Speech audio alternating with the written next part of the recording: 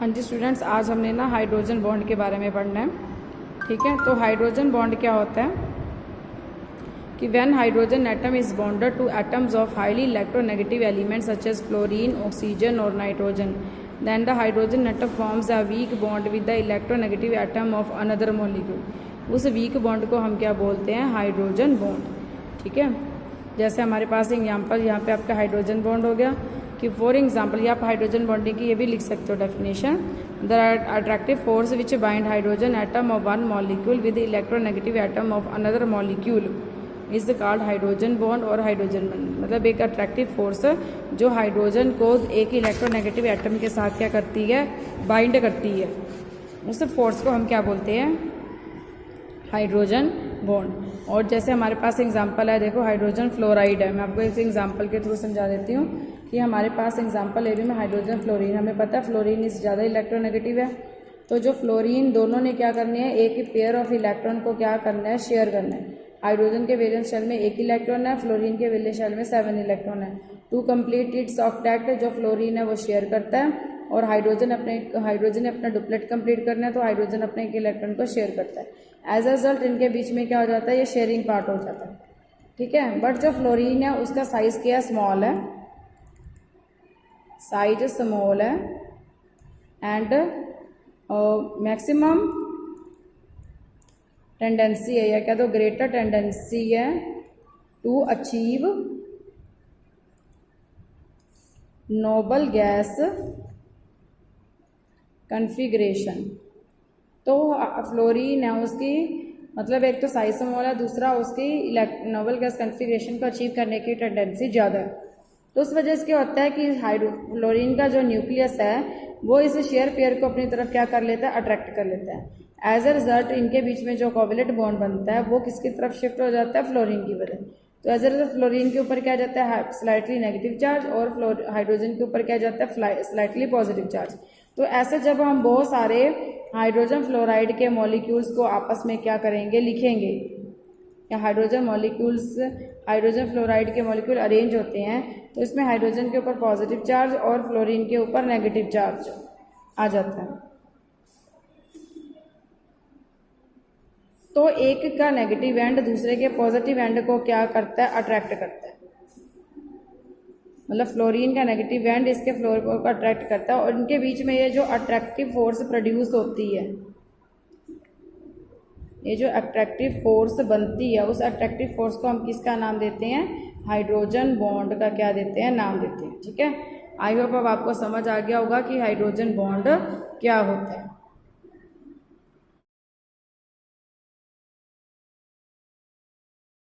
हाँ जी स्टूडेंट्स, अब हमारा अगला क्वेश्चन है, अगला टॉपिक है कंडीशंस फॉर हाइड्रोजन बॉन्डिंग। मतलब अगर हमने हाइड्रोजन बॉन्डिंग करनी है या हाइड्रोजन ने बॉन्ड बनाना है तो उसके लिए क्या कंडीशन है?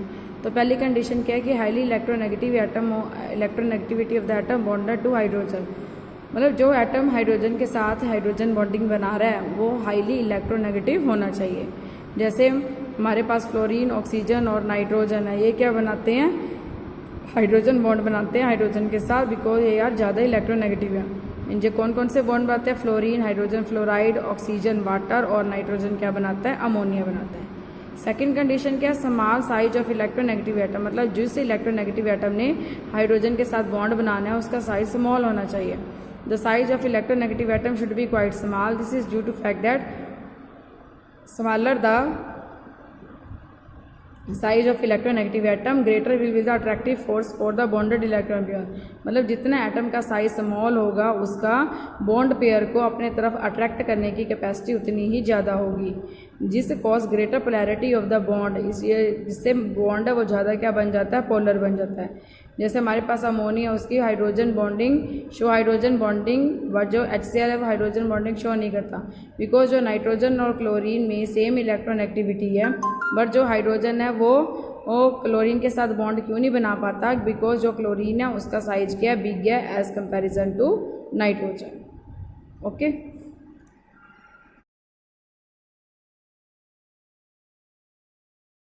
हाँ जी स्टूडेंट्स, अब हमारा अगला टॉपिक है टाइप्स ऑफ हाइड्रोजन बॉन्ड। मतलब जो हाइड्रोजन बॉन्ड है उसकी टाइप्स क्या है? पहली है ये इंटरमोलिकुलर हाइड्रोजन बॉन्ड, और सेकंड है इंट्रामोलिकुलर हाइड्रोजन बॉन्ड। हाँ जी, इंटरमोलिकुलर हाइड्रोजन बॉन्ड क्या होता है? Intermolecular hydrogen bond is formed between two different molecules of same और डिफरेंट सब्सटेंस। मतलब जब हाइड्रोजन बॉन्ड किसमें बनता है, दो अलग अलग मॉलिक्यूल्स के बीच में, वो जो मॉलिक्यूल्स है वो या तो सेम होंगे, या तो मॉलिक्यूल्स सेम होंगे, या फिर मॉलिक्यूल्स क्या होंगे, डिफरेंट सब्सटेंस के होंगे। जैसे हमारे पास है हाइड्रोजन बॉन्ड जिसके बीच में बनता है हाइड्रोजन फ्लोराइड। अभी मैंने आपको बताया था जैसे हाइड्रोजन फ्लोराइड के बीच में बॉन्ड बनता है। ये कौन से टाइप है? इंटरमॉलिक्यूलर। मतलब ये सेम टाइप के अलग अलग मॉलिक्यूल्स हैं।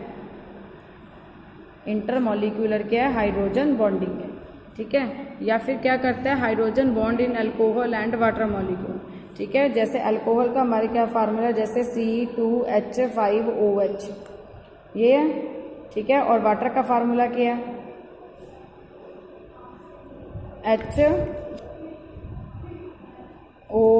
HOH, ठीक है। तो इन अल्कोहल और इनके बीच है, पता है ऑक्सीजन ज़्यादा इलेक्ट्रोनेगेटिव है, हाइड्रोजन कम इलेक्ट्रोनेगेटिव है। तो इनके बीच में ये जो अट्रैक्टिव फोर्स प्रोड्यूस हो रही है, इस अट्रैक्टिव फोर्स को हम क्या बोलेंगे? Hydrogen bond. और ये हाइड्रोजन बॉन्ड की कौन सी टाइप है? इंटरमॉलिक्यूलर, ठीक है। सेकेंड हमारे पास टाइप क्या आ जाती है, जो इंटरमॉलिक्यूलर हाइड्रोजन बॉन्ड है result into the association of molecule. मतलब हाइड्रोजन बॉन्डिंग से जो मॉलिक्यूल्स है एसोसिएट हो जाते हैं, मतलब इकट्ठे हो जाते हैं। Hence it is usually increase the melt point. जब मॉलिक्यूल इकट्ठे हो जाएंगे तो उनका melting point, boiling point, viscosity, surface tension और सॉल्युबिलिटी, ये सारे फैक्टर भी क्या हो जाएंगे? इंक्रीज हो जाएंगे, ठीक है। अब सेकंड हमारे पास टाइप है इंट्रामॉलिक्यूलर हाइड्रोजन बॉन्डिंग। इंट्रामॉलिक्यूलर क्या होता है? It is formed between the hydrogen atom and highly electronegative atom of the present in the same molecule. मतलब अगर एक ही मॉलिक्यूल में, यहाँ जैसे देखो ऑक्सीजन भी प्रेजेंट है और हाइड्रोजन भी प्रेजेंट है, तो इनके बीच में जो अट्रैक्टिव फोर्स प्रोड्यूस हो जाती है, इस अट्रैक्टिव फोर्स को क्या बोलते हैं? Hydrogen bond. और इस टाइप का क्या नाम है? Intramolecular hydrogen bond. मतलब ये सेम मॉलिक्यूल के बीच में ही होती है। जैसे हमारे पास एग्जांपल दिया ऑर्थो नाइट्रोफिनोल की, ठीक है। Consequently effect of intramolecular hydrogen bonding in the physical properties negligible. क्यों निग्लिजिबल होता है? क्योंकि ये सेम मॉलिक्यूल के बीच में ही क्या बनाते हैं? हाइड्रोजन बॉन्ड बनाते हैं। जैसे हमारे पास यहाँ पे दिया हुआ है ऑर्थो नाइट्रोबेंजोइक एसिड, ठीक है, या ऑर्थो नाइट्रोफिनोल। तो इंट्रामॉलिक्यूलर की हो रहे हमारे पास एग्जाम्पल क्या है? Ortho nitrophenol, ortho nitrobenzoic acid. यहाँ पे जैसे हमारे पास ये ऑर्थो, ये बेंजीन आ गई, ठीक है, इसकी ऑर्थो पोजीशन यही है, और ये इसकी किसकी पोजीशन है? फिनोल। मतलब अगर OH ग्रुप लग जाता है फिनोल, और ये हमारे पास है नाइट्रो ग्रुप।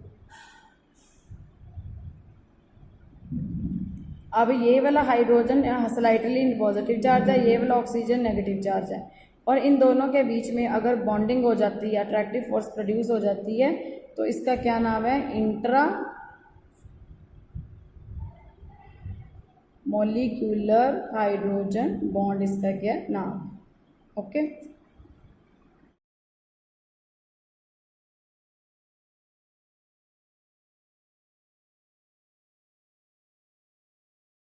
स्टूडेंट्स, अब हमने करना है कि influence of hydrogen bond on the properties. मतलब जो अगर किसी मॉलिक्यूल में हाइड्रोजन बॉन्डिंग हो जाती है तो उसकी प्रॉपर्टीज़ पे क्या असर पड़ता है, ठीक है। तो जो हाइड्रोजन बॉन्डिंग है वो कौन कौन सी फिजिकल प्रॉपर्टी पे सबसे ज़्यादा प्रभाव डालता है?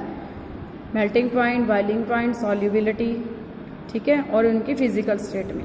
सबसे पहले हमारी कौन सी प्रॉपर्टी है? Association. Due to the intermolecular hydrogen bonding, two or more molecules of the same compound exist as associated molecule. मतलब इंटरमॉलिक्यूलर बॉन्डिंग की वजह से दो या दो से ज़्यादा मॉलिक्यूल क्या है? एसोसिएट हो जाते हैं, इकट्ठे हो जाते हैं। फॉर एग्जाम्पल जैसे हमारे पास है यहाँ पे हाइड्रोजन फ्लोराइड अलग अलग है, ठीक है। जब इनमें हाइड्रोजन बॉन्डिंग हो जाएगी तो हाइड्रोजन फ्लोराइड के मॉलिक्यूल्स है इकट्ठे हो जाएंगे, ठीक है। उसी तरह अल्कोहल और जो वाटर है अलग अलग है, बट हाइड्रोजन बॉन्डिंग की वजह से वो क्या हो जाते हैं? इकट्ठे हो जाते हैं, एसोसिएट हो जाते हैं।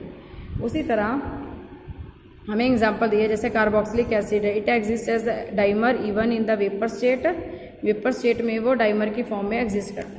हाँ जी, कार्बोक्सिलिक एसिड का क्या फार्मूला है? CH3C डबल बॉन्ड OH, ये है। दूसरे पास हमारे पास एक और है CH3C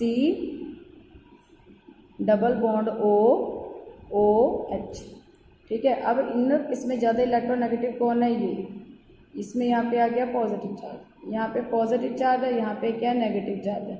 तो इनके बीच में क्या हो जाती है, hydrogen bonding, intermolecular hydrogen bonding हो जाती है। एक यहाँ एक मॉलिक्यूल यहाँ तक है, दूसरा मॉलिक्यूल यहाँ से शिफ्ट, दोनों के बीच में इंटरमॉलिक्यूलर हाइड्रोजन बॉन्डिंग होने की वजह से ये दोनों मॉलिक्यूल क्या इकट्ठे हो जाते हैं और ये वेपर फेस में भी क्या कहते हैं, डाइमर की फॉर्म में एग्जिस्ट करते हैं। डाइमर मीन्स दो मॉलिक्यूल की फॉर्म में एग्जिस्ट करते हैं, जैसे आपको यहाँ पे देखो बुक में भी दिया हुआ है, ठीक है। तो इनका नेचर, उनका क्या होगा, इससे रिजल्ट क्या होगा, उनका साइज भी बढ़ जाएगा, एज वेल उनका मॉलिक्यूलर मास भी बढ़ जाएगा। सेकंड प्रॉपर्टी क्या है कि उनका मेल्टिंग और बॉइलिंग पॉइंट बढ़ जाता है। The compound containing hydrogen bond have high melting और boiling point, this is due because of presence of hydrogen bonding, the electrostatic force of attraction between उनमें लार्ज होगी, क्योंकि उसमें कोवलेंट बॉन्ड होने के साथ साथ हाइड्रोजन बॉन्ड भी प्रेजेंट है, और इसलिए large energy is required to break the molecules before they melt, मतलब उनको मेल्ट या बॉयल करने से पहले उनको अलग अलग मॉलिक्यूल में सेपरेट करने के लिए लार्ज एनर्जी की ज़रूरत है, जिसकी वजह से जो मॉलिक्यूल हाइड्रोजन बॉन्डिंग शो करती है उनका मेल्टिंग और बॉइलिंग पॉइंट क्या होता है, दूसरे ग्रुप से ज़्यादा होता है।